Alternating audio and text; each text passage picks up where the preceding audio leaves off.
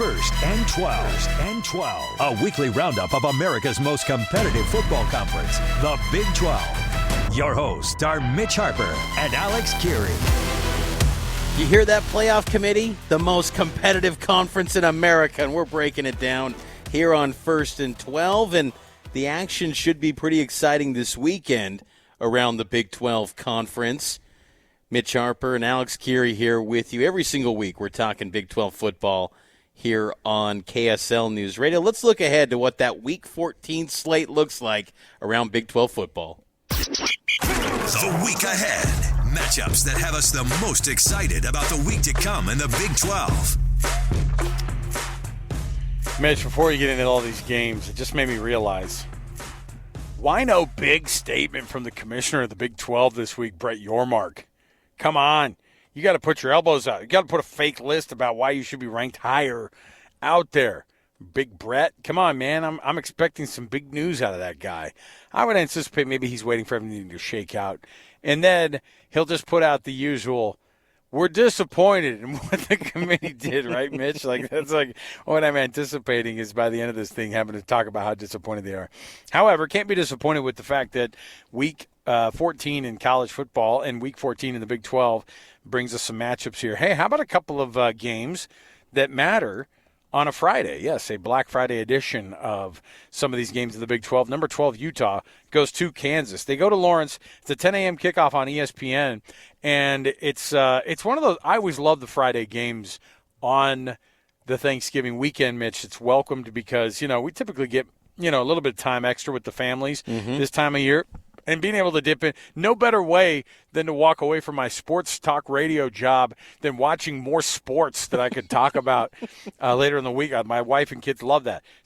But Utah goes to Kansas. We were talking with one of the Kansas beat writers today, and it's a dreary proposition in Lawrence right now to try to stop a Utah team that Kansas knows very well is actually looking for style points. That's not a great thing to be welcoming into Kansas this week, who, by the way, is likely with this loss staring down a losing season, a non-bowl bid season. I don't know what to think of Lance Leipold there going forward, Mitch. I don't know it either because, Wisconsin, we thought, if Wisconsin opens up, then maybe Leipold goes there and it could be an easy, smooth break for everyone involved potentially, but sounds like Wisconsin is going to keep Luke Fickell. I think Leipold, you run it back one more time. I think the issue, though, is that he's kind of pulled that valve of changing up the coordinators. He's done that before. Yeah. I mean, and also, too, Kansas is not light on resources. They are pumping in money like crazy into this football program. Obviously, the stadium is still in another phase of rebuilding, and it looks great right now in Lawrence. So it's not like, this is a complete afterthought to basketball, which it historically used to be. No, they are pumping in money. I think it still is a little bit, though. Obviously, they're pumping money into it, but it's hard to break that habit, right? And correct me if I'm wrong. Really, when you look at it, do you look at it and you go, this Kansas team, I think that they don't pull the trigger on a guy like Lance Leipold to fire him because it's not in their blood to care as much about football as they do about basketball. And I think that the community's not used to being up in arms because they're like, we're not used to getting up in arms about coaches in football because, frankly, we haven't had any good ones, and he's felt like one of the good ones comparatively over the history of kind of Kansas football over the recent past especially. I just think some of his comments, too, have been a little bit strange and not performing well in that Kansas State game. I think regardless, you can't win that game, the rivalry game, which they have in over a handful of Kansas coaches spanning, 18 years now. Yeah. Their lack of performances in those spots because, that's where things, go a little bit south. But, again, I think they come back next year.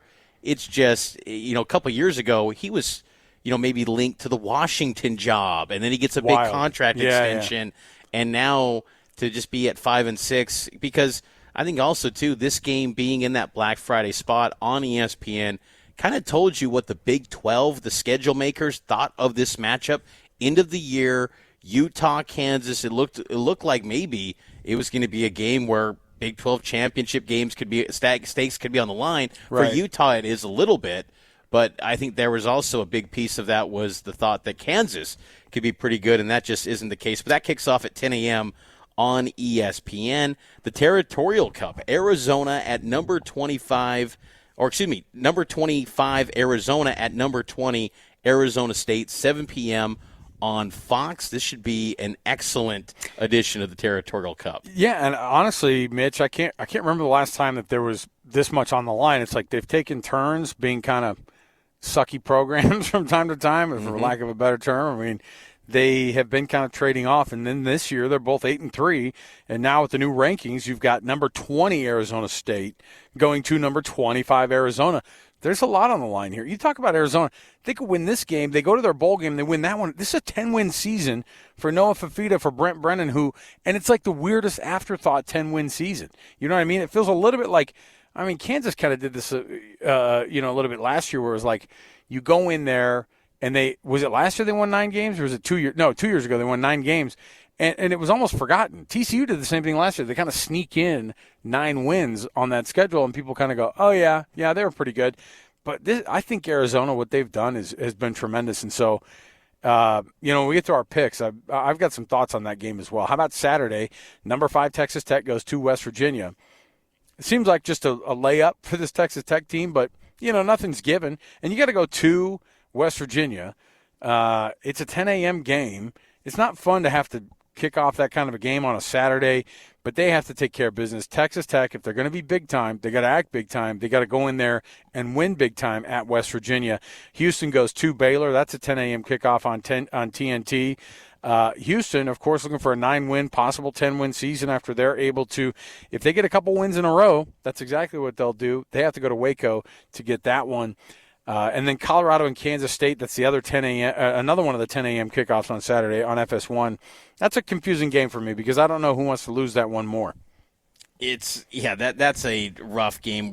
I think Kansas State, wants to get that win just to, get to the postseason, get to at least a bowl game. I mean, that would be a bad look for Chris what Kleiman. An emotional game that was in Salt Lake last week. Yeah. The problem is that Colorado just they're firing they're going to put Juju Lewis on the shelf, and I don't know if any options at quarterback are any better. So it's a weird spot for him. But you're right. The emotional Chris Kleiman last week, maybe that fires the team up this week to see how they do.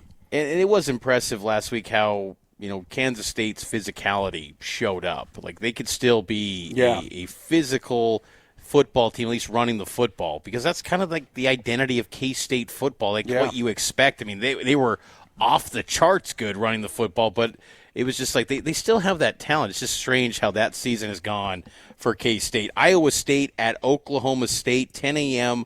on ESPNU. Does Oklahoma State maybe get a little bit of a momentum boost from hiring the new head coach and getting some excitement there? They've been pretty competitive. We'll see how that game goes, but two teams really with nothing much on the line. Iowa State knows they're going to a bowl game. Oklahoma State's just ready to get on to the offseason and get their new era started. So you just be kind of I would be stunned if anyone outside of Ames and Stillwater is watching that game, to be quite honest. Did you say a new era? Aren't they the new headwear partner for the Big 12, Mitch? Gosh, I'm glad you worked them into the program tonight. UCF at number 11 BYU. That's an 11 a.m. kickoff in Provo. UCF has to come all the way to the Mountain West for a game. Hey, look, they got to host Utah last year at this time in this game on the weekend of Thanksgiving, so they got to do the return trip to Utah this year. But BYU's got a lot on the line. BYU knows there's no room for having a miscue, even a bad quarter, I feel like. They have to come out and they have to pop, but they also have to keep a couple guys healthy. So we'll see how that goes with BYU hosting UCF in Provo. That's an 11 a.m. kickoff on ESPN2. Are you going to be back for that one, Mitch? Are you going to be able to make it all the way back, or what's going on, man?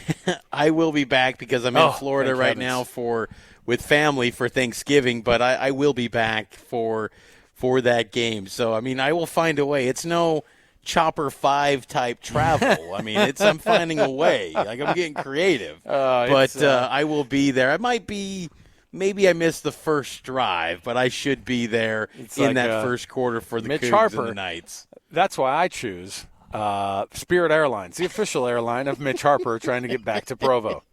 Cincinnati goes to TCU. That's the latest game of the day. It kicks off at 1:30. I love these Thanksgiving holiday weekends with these early games, Mitch. So there is the slate of games across the Big 12 in Week 14. When we come back to our final segment of the show, we're going to roll out the picks of these games.